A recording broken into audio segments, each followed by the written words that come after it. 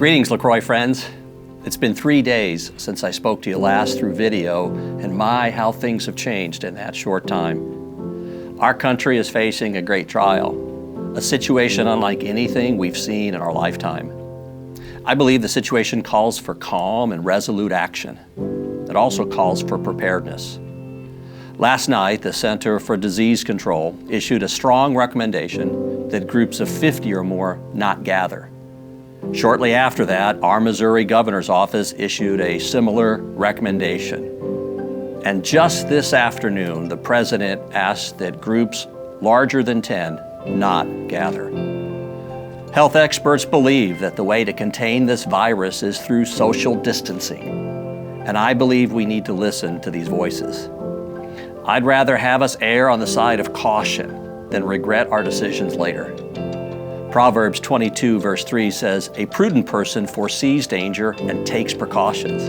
The simpleton goes blindly on and suffers the consequences." Friends, we want to be among the wise and not the simple. Therefore, we're shifting our public worship gatherings to live streaming starting this weekend, March 21st and 22nd. Our tech people are working furiously this week to be up and ready. Also, we are suspending all gatherings at our church facility of groups, large and small. It is our recommendation at this time that small groups, which meet at home in homes throughout the community, also suspend meeting. We know these are drastic actions, but it's also congruent with what health officials and leaders across the country are counseling.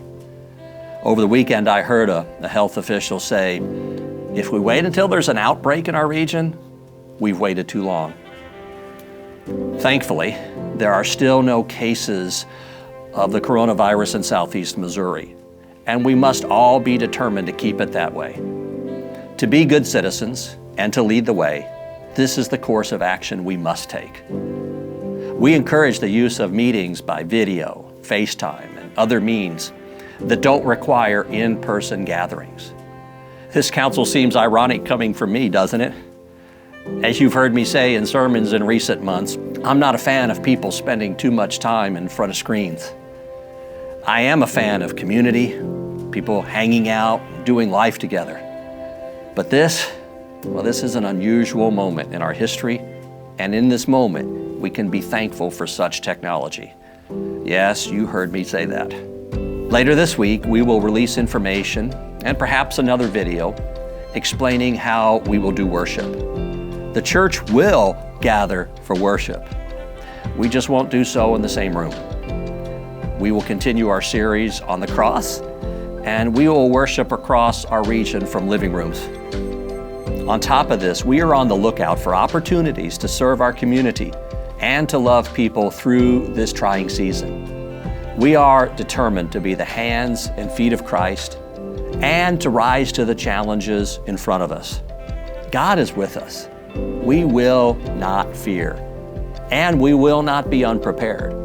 As people of faith, hope, and love, we will soar with wings like eagles as we wait on the Lord who is our strength. Until my next video, may God's blessings be with you, our country, and our community.